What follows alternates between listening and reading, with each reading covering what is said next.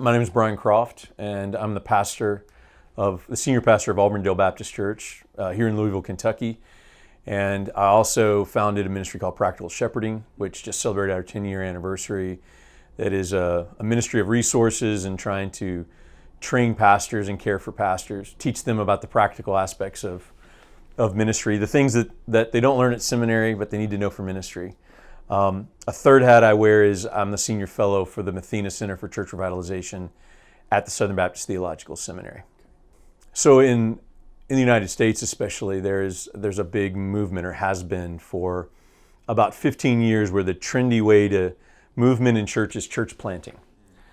But in the last 4 to 5 years, especially in Southern Baptist churches, in Southern Baptist context where I am, they discovered that there's this epidemic of dying churches. So there's close to 1,000 churches that close every year, and that's continued into this last year. And so they started to realize if they plant all these churches, but all these churches die, that's not much of a gain. So they're continuing to plant churches, but now there's this movement that has come in the last 3 to 4 years around church revitalization, trying to save these dying churches. The problem I saw, though, is that some of the resources that were coming out on church revitalization was basically repackaged church growth from the 90s, which troubled me. That's not the approach that I feel is best.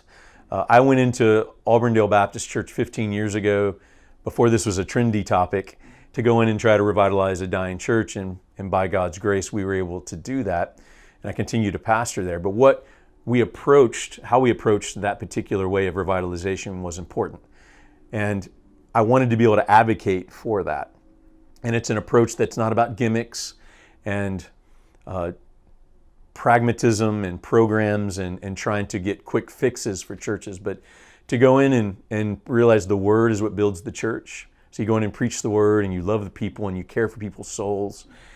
You do evangelism, you disciple people, and so a biblical approach, I would say, to try to revitalize a church that really had not yet gotten a lot of traction in this growing trendy movement within the SBC.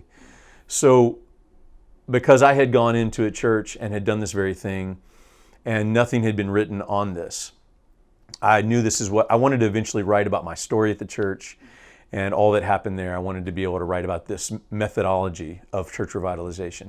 So this book, Biblical Church Revitalisation, came out of that particular methodology. I wanted to be able to push for that philosophy. This became the philosophy of how we train students at the Southern Baptist Theological Seminary around church revitalization, a lot of the work I'm doing there. But this book became kind of a template to push that kind of model of revitalization, that you focus on the Bible being what brings life to the church, and you preach it and you minister the Word and you trust the Spirit to work, and you love people and you care for their souls.